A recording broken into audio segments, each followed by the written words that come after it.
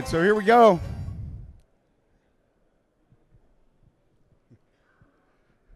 This is a reprise from a talk from last year, whereby I'll tell you who I am with the Who Am I command, because that's a nice way to start, isn't it?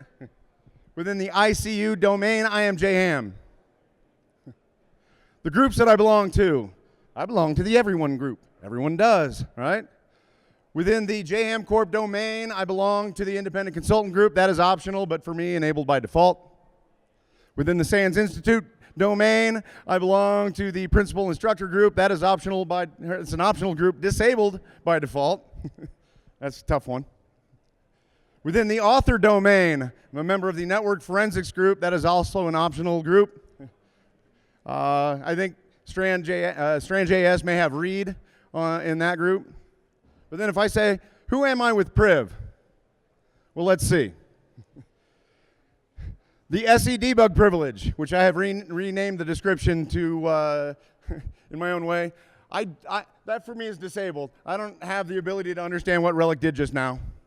That's disabled for me. Stunt hacking privilege, don't have that neither. Not here to impress you with my hacksaw skills. The rocket surgery privilege, that's a new one I just invented. To perform impossible feats, I can't do that. But I do have some privs that work. The C packets privilege, I can read all your packets in hex. For me, that is enabled.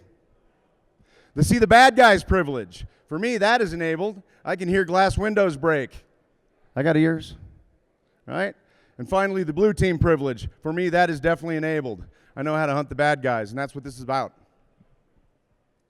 Speaking of who am I? Equifax. Anybody here from Equifax? Perk up your ears. Yes, still Equifax. I'm not going to stop talking about this. A little bit ago, yesterday, I caught a talk from Tim Medine and Derek Banks all about hacking dummerly. And they started out talking about the advanced persistent threat, with a P being for persistent, right? In the Equifax breach, what was persistence? Pop another web shell. They popped no fewer than 30 web shells against Equifax.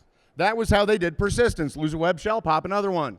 And every single time they popped a web shell, you know what the very first command was they ran? Who am I? Who runs who am I? Who needs to know who they are on a system? Steve Secretary logs in. Steve Secretary need to know who he is. I don't think so. Who runs who am I? Who doesn't know their login context? Sysadmins and bad guys, that's it. So if all a person does is merely turn on event logging on Windows event. Now you can do the same thing in Linux and Unix, auditing the use of commands. Event 4688. Here is event 4688, logging who am I. Done this, then Equifax might not had to stand in front of Congress. That's the whole pipe to call Congress PowerShell script, right? If all they'd done that was that, it's not rocket surgery. It's so not rocket surgery. Turn that on. Somebody says, who am I on an internet-facing web server? Wouldn't you like to know? It's not rocket surgery. All right. So what's all this then? Evil. Evil is running amok here in the hotel in Deadwood. Okay, no, not really. All of this is simulated evil running amok on the Black Hills Information Sec lab network, although probably actually really on the Deadwood hotel network, right? Last year, some Yahoo broke into a room, began pivoting through the doors to the adjoining rooms, crashing through the doors, noisy as hell. And of course, we see this. Who uses the side door anyhow? So last year, I ran that to ground in a few minutes. Lateral movement, totally easy to see. If you don't believe me, go check out my talk from last year. It's on the YouTube channel at Wild West Hackin' Fest. Worth a look. All right. So this year they got smarter, way smarter. Well, with a hat tip to Tim Medine and Derek Banks, they're still hacking dummerly, as we're going to see. They got smarter. They just slid notices under every door in the hotel that simply said, when you're ready to check out, don't dial 80 to check out, or 0, whatever it might be, as that extension doesn't currently work. Instead, dial extension 3141. And be sure to provide all your payment details there. Sorry for any inconvenience. We hope you had a nice day. Management. Is that going to work? Get ready to check out of your hotel. You're going to look at that notice under the door. You're going to check out by dialing 3141, yeah? You give them all your credit card details so you can check out that way, yeah? That'll work. They thought it would work, and it did, as usual, but I watched them do it. And I'm going to show you how you can, too. Imagine their surprise when I crashed their room party at room 3141 while they were still harvesting payment credentials. Oops. All right. So what I'm going to be doing here, same as last year, all the analysis is going to be done quick and dirty, right? Using nothing more than how you could easily instrument your network. Flow data, transaction data, some correlated transactions as well. A lot of traffic analysis going on. Using nothing more than Snort, Bro, which has now been renamed to Zeke, with default configs, default rules, default scripts for the most part. Where I've deviated from the default that you could get on Security Onion. Yay, Doug Banks. I'm sorry, Doug Burke. Mostly just default stuff. I'm going to be using command line inspection, which is why I got to be down here pointing out what's going on in the command lines if they're commands you're unfamiliar with. On a Linux box, using mostly Bro. But it's nothing that can't be scripted for basically instant real-time alerting, because you got to be able to see this stuff. I limited myself on purpose. No full content inspection. I'm not assuming that you get full PCAP with all the content in the world to be able to find the evil. Nothing but traffic analysis from flow data and metadata that Bro can get you. No session reconstructions, no TCP streams, nothing. A little bit of layer 7 content, not much, but I'll point out where I've deviated from what you can get without full content. Cool? We all in? This year's foray, exploiting LLMNR and WPAD. My general methodology for this. I'm going to start out with some initial recon. Bad guys do it. You should too. Blue team, blue team. We all blue team? I'm blue team. Looking at when does stuff start and end? What kinds of things are the different stations doing? Who's who on the network? What kind of protocols are involved? What kind of ports are involved? Anything unusual going on? Looking at that anomalous behavior, that unusual stuff, and trying to figure out who's evil. Who are they being evil to? Because you know if they're evil, they're going to be evil to somebody else. Did the evil propagate? Hold on. Can you guys on the other side of the wall keep it down, please? Trying to talk over the conference here. So if they're being evil to somebody else, who are they being evil to? Is evil propagating? If so, how so? Right? And some timeline analysis finally, putting all of the events of interest into a line of events and some context, right? Correlating those events. If you don't understand the sequence of those events, you're never going to solve it. And so that will be how we end. So the first thing I'm going to do is start my timeline. Get my timeline boundaries. I got my Deadwood hotel PCAP. Now I know that's not real. If I got law enforcement in the room, I did not illegally wiretap this network. This is all simulated on the Black Hills network. All right? But I run cap infos on it and get some information out of it. Some useful information. First packet, last packet. Now I got the bounds for my timeline of activities that I'm going to inspect. All right? Then I process my PCAP. Again, no full content. I'm only getting what I would get if I was running Snort and Bro in real time off the packets flowing through, not capturing full packet capture on every packet. So I run Snort, alerting in full, reading in my PCAP. Now, using as my Snort config file, snortreadin.conf. Again, I said I would tell you where I modified from stock configurations. Basically, all I did was tell Snort, don't have any concept of what's inside and outside. No home net, external net, it's all the same. It's any in any direction. That way I'm going to be able to see the lateral movement because I'm not considering this is inside, that's outside, right? That's the only mod I made. So look at everything in either direction no matter where you see it. And then Bro, Deadwood Hotel PCAP now. I did invoke a local Bro config here. Where I just turned on a couple of stock features that aren't turned on in order to be able to see a little bit more stuff.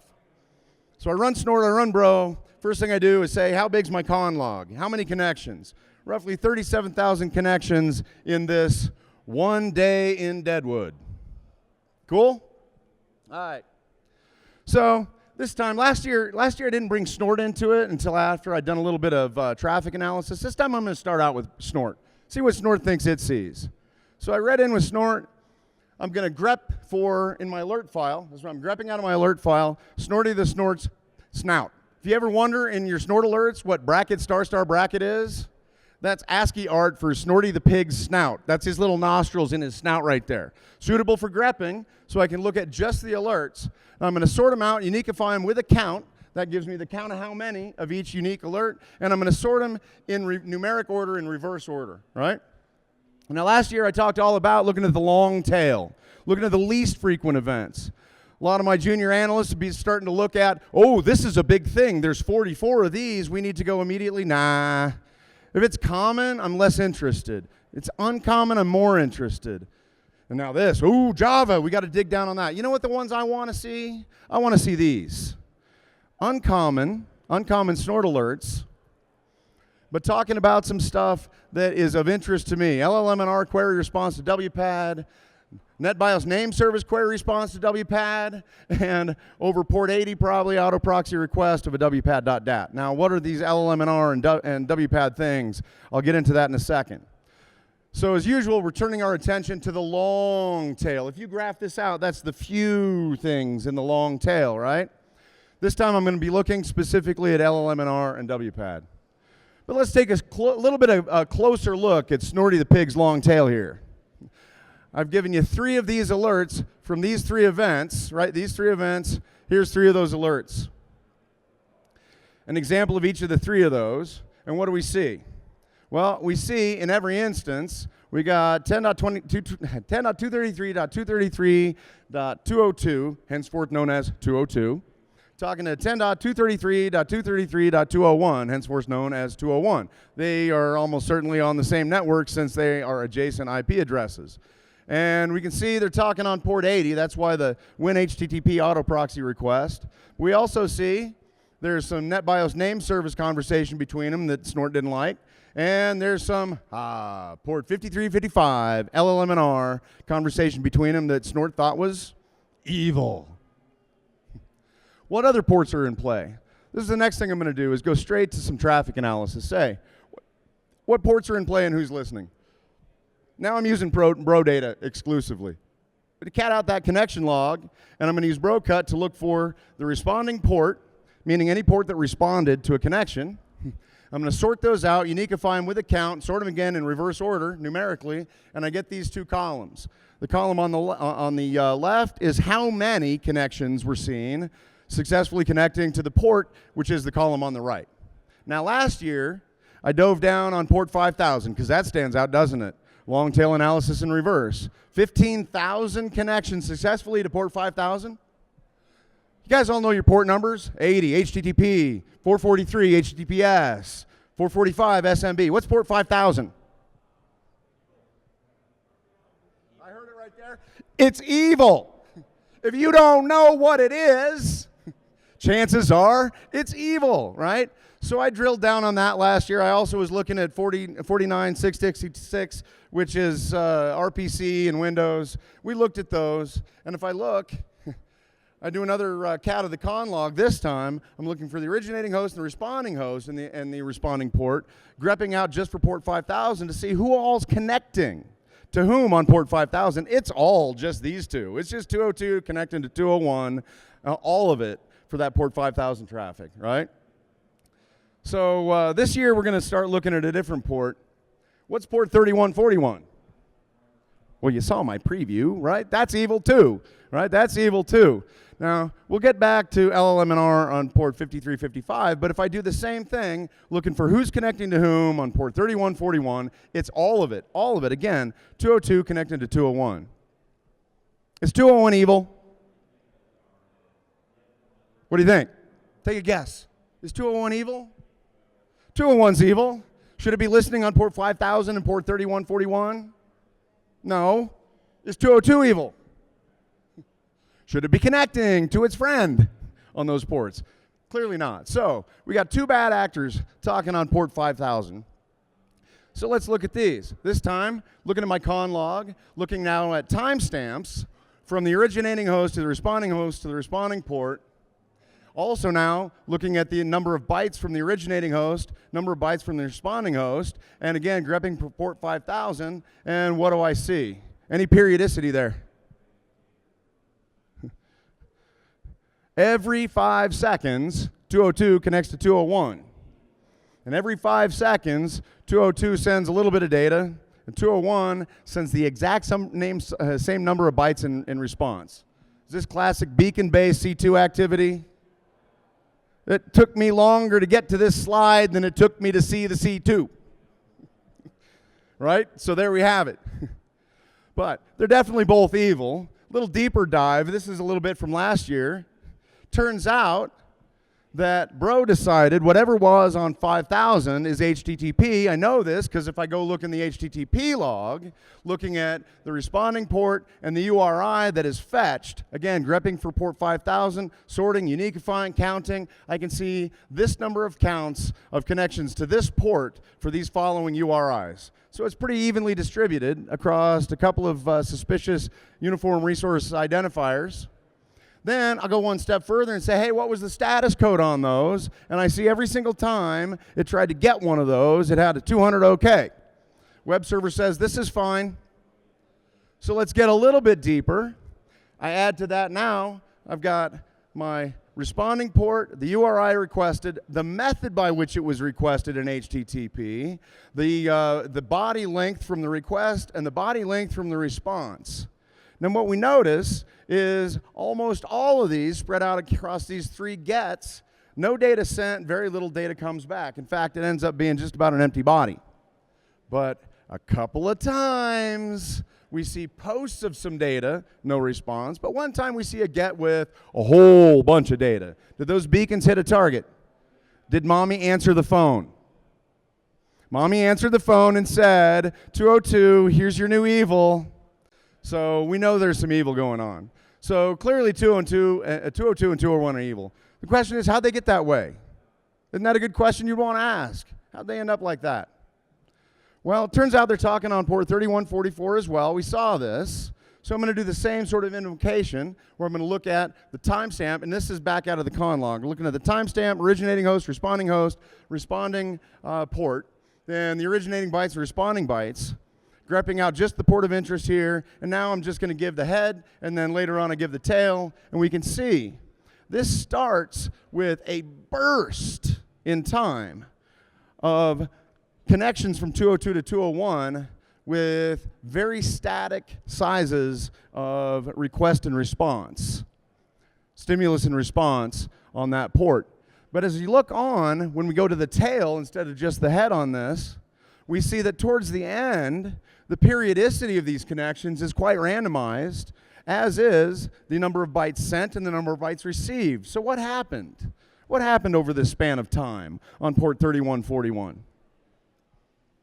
Well, last year I discovered that port 5000, that was HTTP. Well, rather, Bro determined that for me. It said HTTP is what's on port 5000. So I'm thinking to myself, let's look in HTTP log and say, hey, HTTP log, how many different response ports are there serving up HTTP that you know of? Well, there's our port 5000, there's our port 80, but ding, ding, ding, ding, ding. Bro auto-detected that whatever's going on port 3141 is also HTTP, which I can read with my eyeballs. Can you? Sure enough, why not, right? So I say, hey, HTTP log, why don't you show me all the responding ports so I can grep on it, and all the URIs, grepping for that 3141, sort them, uniquify them, count them, and show me. And what I see is a whole bunch of connection attempts to 3141 for these following URIs. Now, why is 202 sending GET requests, presumably, to 201 for things like www.google.com? Is 201 acting as a proxy on port 3141? Could it be? Could it be? Well, let's ask.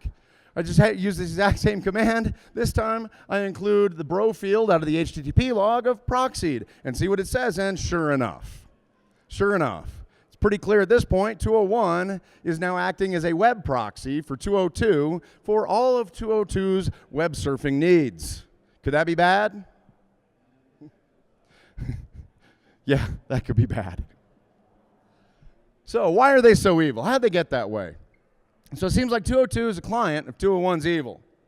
What we saw so far, to summarize, 202 is beaconing to 201 over port 5000 TCP to fetch the evil, with C2 and evil fetching. Also, 202 is proxying all of its web traffic through 201 on port 3141. Now again, it took me more time to get to this slide than it would have taken me to see that with the commands that you saw on screen so far. Because bro's watching. So here's my theory of the case. I think 201 was evil first. Anyone agree with me? Think 201 was evil first? Just one person? Seriously, are we paying attention? We in here? Who thinks 201 was evil first? Who thinks 202 was evil first? All right, I agree with you. I agree with you, right? So last year, we actually explored running patient zero to ground. I ran to ground what the initial compromise was and how it happened. This year, we're going to look at evil propagating. 202 became evil after 201 did. How did it come about? I want to know. So let's look at link local multicast name resolution. That's our LLMNR. And the web proxy auto detection protocol, WPAD. Let's look at these. So a bit of a primer if you're unfamiliar with these two protocols.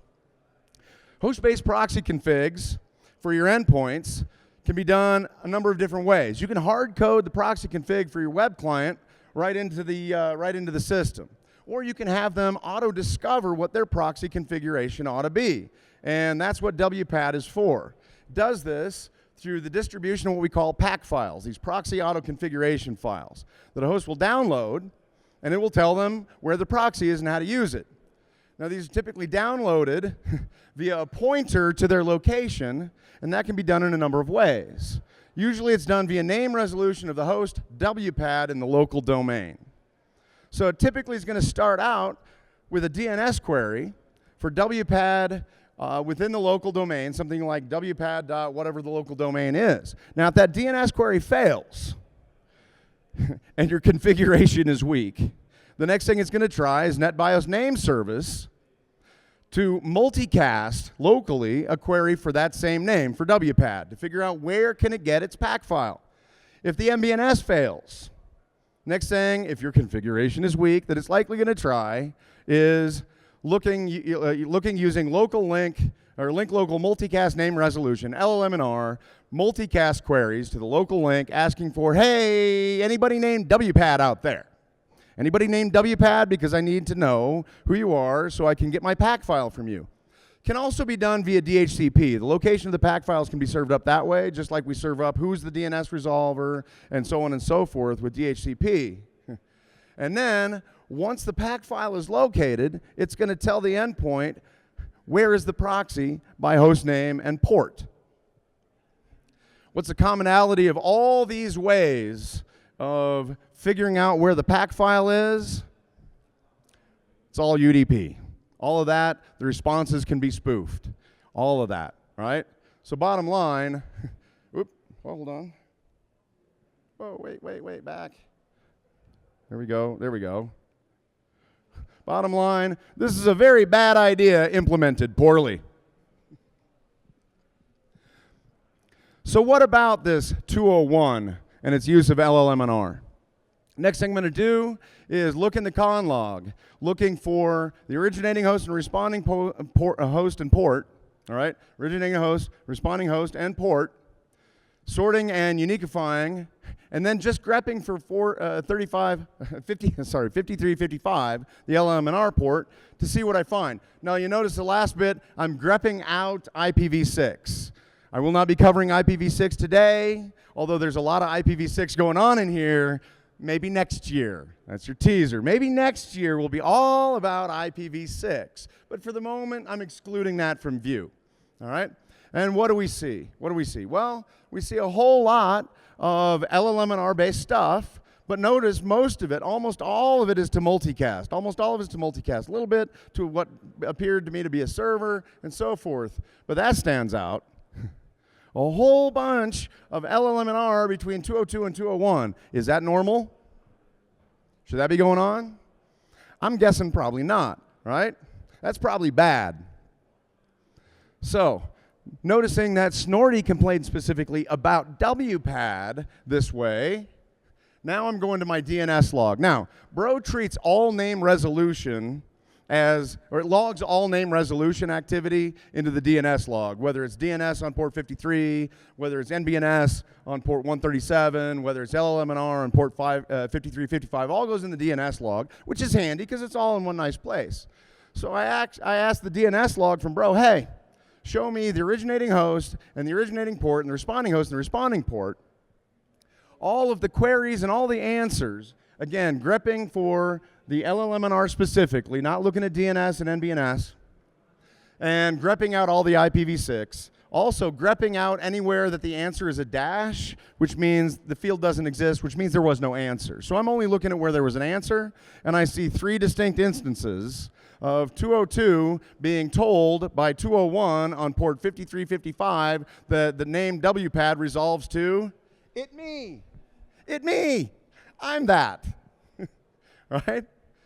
So just to tie the queries and replies together, because I'm just looking at the replies specifically. That was the point of grepping out the dash. I'm just looking at the replies. But I want to see the queries that tie to the replies. Well, Bro kept the transaction ID for the queries and replies for me. So now, a little bit of a loop over saying, hey, I'm going to look at the transaction IDs. I get that by saying, hey, DNS log, show me all the transaction IDs, again with the same grepping and so on and so forth. Grepping out and now awking just the transaction ID out. I do that, and I loop over each of the transaction IDs, doing another inspection of the DNS log, Bro cutting out again. Originating host, originating port, responding host, responding port, transaction ID, query and answer, and egrep out anywhere or egrepping in my transaction ID and egrepping out my IPv6. And what do I see? There it is. Transaction ID 44864, request reply. 4636, request reply. 36107, request reply. We can see that sure enough, how's that going? 202 multicasts the request, 201 replies. Multicast the request, 201 replies. Multicast the request, 201 replies. 201 is happy to be WPAD for anybody who asks on the local link via LLMNR. Is that going to be okay? Note under door. Do not dial 0 for checkout. Dial extension 3141. How are we going to get there? Well, first off, what extension do we dial again? Here we have it. The transaction IDs and everything lines up. All right, what's next? How about some timeline info? Remember I started a timeline? I had a start and an end. Probably get some timestamps on this data to see. In my DNS log, show me the timestamp where my originating host and my originating port and my responding host and responding port and my query and my answers grepped out give me LLMNR searching for an actual answer to this question, to the WPAD question, and excluding IPv6, and there's my answers again with my timestamps. Here's my timestamps for these, right? So I'm looking in the DNS log for this. Can I correlate that activity into other streams of activity that happen subsequently to it? That's what Bro is for. I'm sorry, Zeke. That's what Zeke is for now. Now it's Zeke. That's what Zeke is for. Right? So my next query is not to the DNS log. My next query is to the HTTP log. I say, hey, HTTP log, can you show me anywhere I saw, I want to see the method, I want to see the URI, I want to see the status code, I want to see what kind of thing got responded with, and the size of it, grepping for just that WPAD.dat.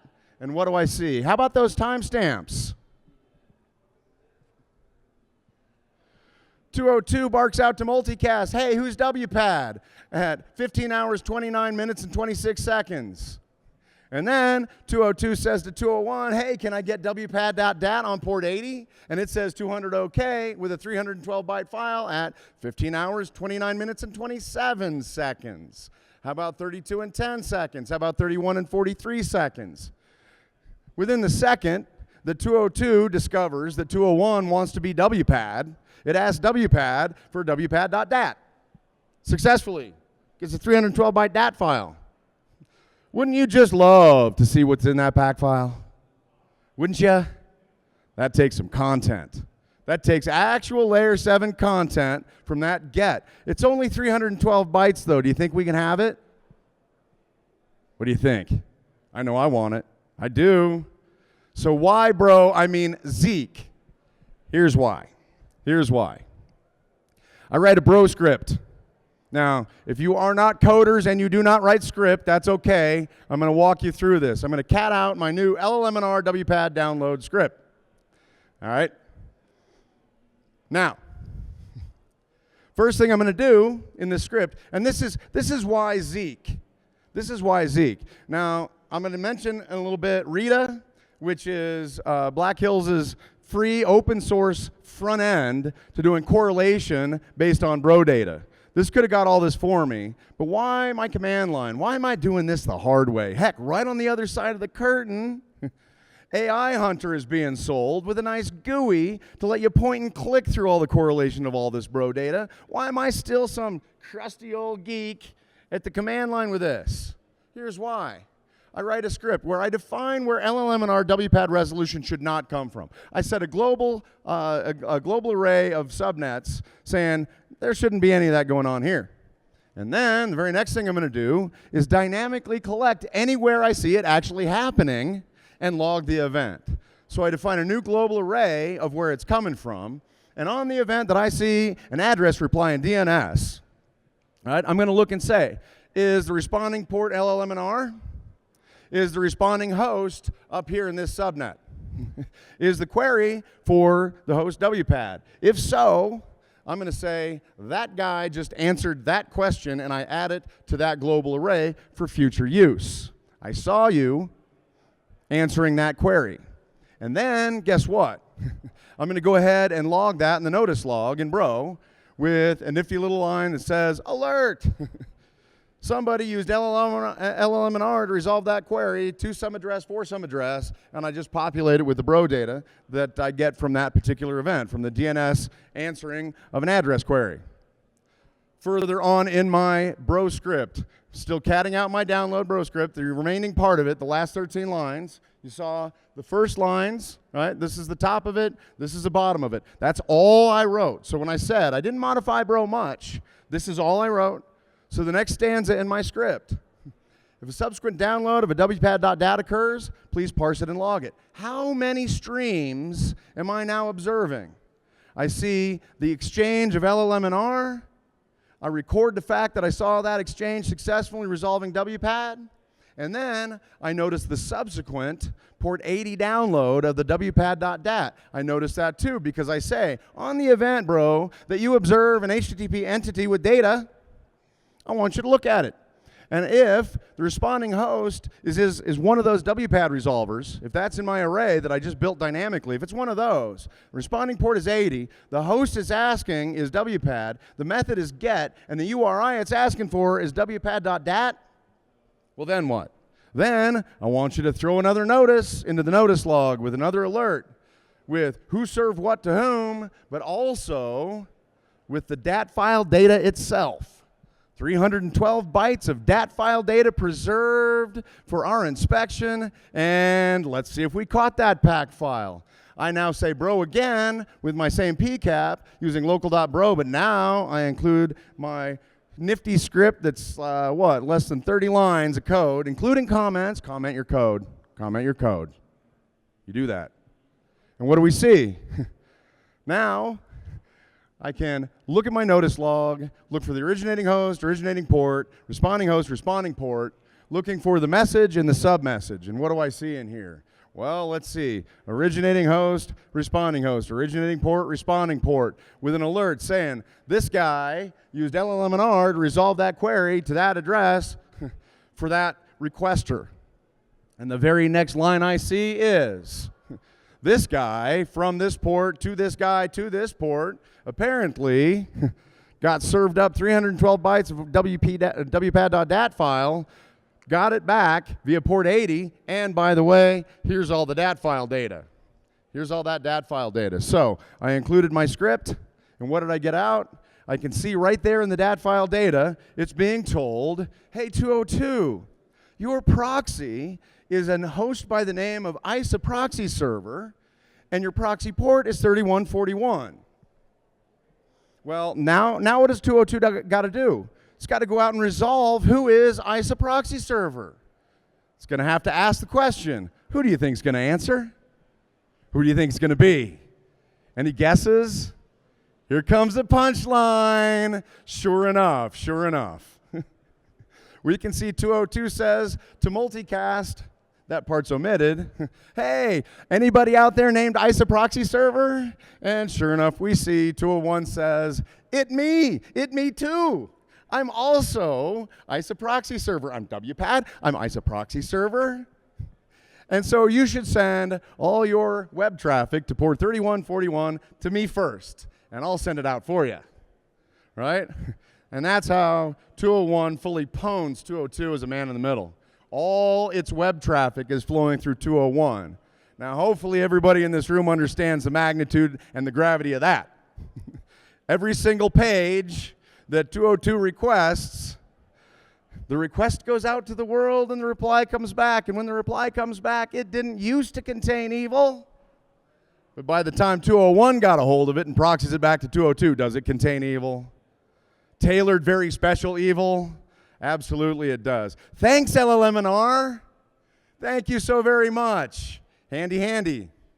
All right. So let's look at our quick and dirty timeline. Evil in an instant. There's a lot more to run to ground here. Obviously, there's a whole lot more going on inside this traffic. But let's look at a partial timeline of our events of interest. Packets start at this date. Start and end, we got that from Cap Info. The rest of these timestamps we got from Bro and also from Snort. I didn't include in here where the Snort alerts fit in, but they correlate nicely. 202 begins multicasting queries for the name WPAD. 201 answers the query with it me. 202 does a get successfully for WPAD.dat from 201 on port 80, which tells it to proxy through ISA proxy server on port 3141. 202 begins multicasting queries for the name ISA proxy server, to which 201 also answers it me, and then begins the proxying of all of 202's traffic through its new evil friend. Let's look at the dates on timestamps on that. Evil, man in the middle, in an instant. Now, it literally, what time we got here? Oh, I'm still on time. It literally took me, could have, if I wasn't trying to get every last command line invocation right and fumbling around about and trying to make sure I could cut and paste all this into a talk for Wild West Hackin' Fest, you could literally do all this in the amount of time it took for you to listen to me talk about it. How about that? How long did this go on? Longer than it would have taken me to knock on the door at room 3141 and say, hey, what you guys partying about? What you got going on in there? Now, last year when I presented this approach, and I was talking about it before the talk, what I was working on for this talk, Osmosis points out to me, you can't see me. That's not going to work. I'm too tricksy. You can't see me. All right. I'll admit, there are some weaknesses in my approach, so let's discuss those. Number one, you got to be appropriately and prominently instrumented. You got to be instrumented in all the right places. Unless you're seeing the traffic inside the switch between 202 and 201, you're going to see any of this. Would you guys like to see that traffic? Turn on a port span. Fire up Security Onion, have it grab the packets. Fire up Bro. This is not rocket surgery. It's free for the price of nothing, nothing. At least for the software. It's free. But with lack of visibility into those lateral movement points, lack of detection of post-exploitation in general, we don't see it. But that's what's fixable, folks. My blue team, take off your blinders. Open up your eyes and look. It's right there in front of you. Even Osmosis. I see you. Also, exploitation is hard to see for most of us, right? That initial exploitation that caused 201 to be evil in the first place, probably a client-side attack with some obfuscated PowerShell or obfuscated JavaScript or obfuscated something. It's going to fly right by all of our antivirus, all of our Snort signatures. We're not going to see that initial exploitation of the client. Something pops Steve Secretary's browser, we're not going to see that. Live with it. Accept that it's going to happen, right? Stage 2 probably flies by us too, and that's less excusable because stage one, that initial exploitation, that's not going to contain all the code necessary for the lateral movement, for the C2, for the cryptography that C2 is going to employ, for all the tricksy stuff that osmosis is going to do to me. All that functionality didn't get shoved into a tiny little buffer with a remote code execution. That didn't happen. That RCE made a callback for the big bollock tools for all the crypto libraries and all the lateral movement tools. All that came down in a second stage download. Now that should be visible because if it contains the crypto libraries, is it itself crypted? Should all be in clear text, should all be visible. We should be able to see it. But in 2018, mostly bespoke malware, custom malware, not to say 0-day, that's a different thing. Well-known exploits, but custom code for the thing. That's been around for a long time. The exploit that popped Target was a custom exploit built just for that campaign using a well-known vulnerability, but with a brand new exploit that had never been seen before. That's why the Target attackers were able to fly below all the antivirus and all the other detection like everything else. So we may not see that. But this post-exploitation stuff, it's easy to see. I don't care how you obfuscate your PowerShell. Just the fact that 201's talking to 202 is enough, isn't it? Should 201 ever be talking to 202 like that? That alone is enough to act on, right? And I'm not going to be able to pull apart all the C2 stuff, especially with osmosis out there. I keep picking on you, man. But you're going to be out there using social media for your C2. How am I going to find the C2 at the Twitter amongst all the normal Twitter? That's hard. It's hard. So just give up. Nah. Same with exfil too. Pretty much the same. If you're exfilling via social media, if you're doing all the bad stuff in the trickiest ways, it's hard to see. But as I just pointed out to you, and I hope you understand, identifying at least who the bad actors are on your network, that should be trivial. Can I read their C2? No. Do I know what data they exfilled? Not necessarily. But can I see when it went, from where to where, how much, and how often? Can I see that? Damn straight, if I'm properly instrumented. And that's where we can win, blue team.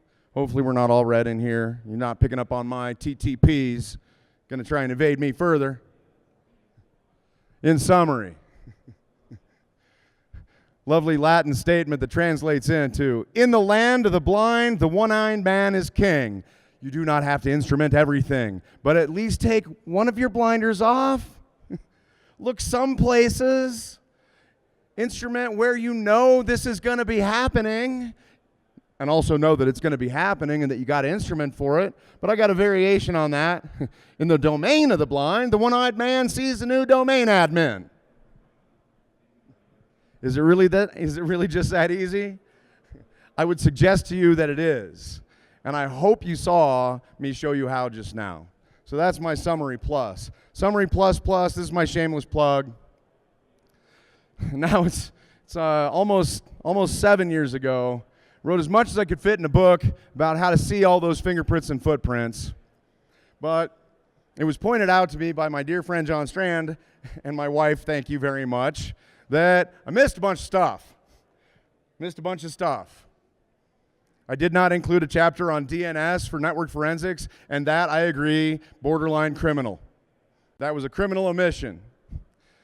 I just got tired of writing. That's literally what it was. I was 100 pages past spec and said, I think I want to be done now. Can I be done?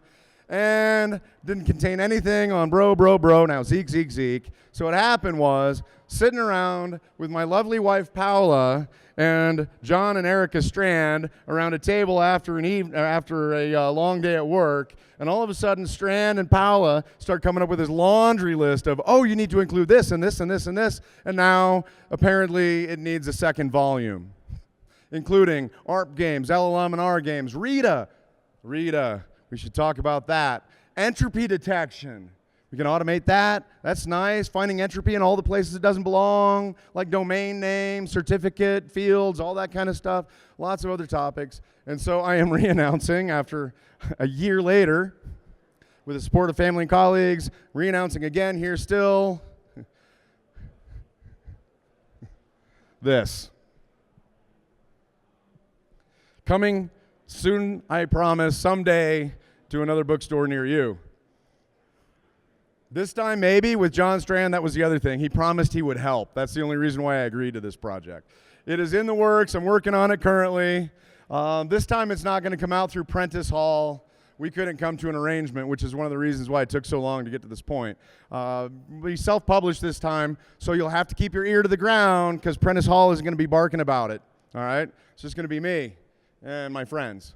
But hopefully within the next 6 or 9 months, we'll have something for you. So that's it. Any questions about anything I've talked about today? On time, might I add. Somebody go tell Strand, he won't believe it. Yes?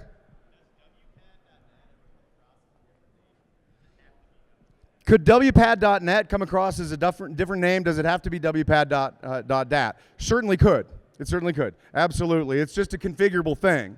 But chances are, if you've got LLMNR and WPAD enabled in your environment, you got the straight up defaults, which is what enables all that hacking dummerly, right? Well, I mean, seriously, if you're going to be smart enough to say, hey, you know what? I shouldn't call it WPAD.dat. No, what you shouldn't do is support it at all. You should burn your proxy config into your gold master image prior to deployment and not have any of this asking your neighbor, who should I proxy my shit through? Which is why, yeah, am I going to catch it? It's a prototype script. In the real world, would I make it smarter to look at other things besides WPAD.dat? Yes, I would. Good question. Any others? Yes.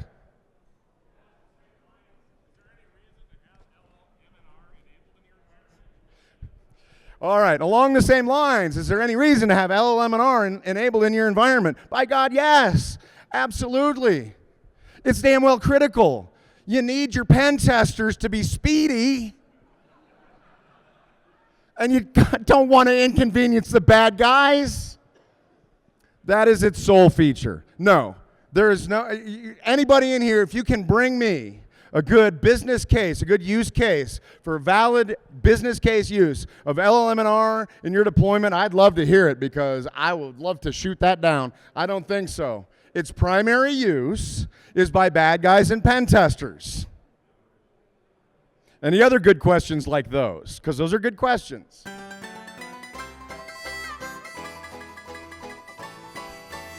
All right, well, if not, that's all I got, and it's time for lunchy lunchies. Go get your feed bags on.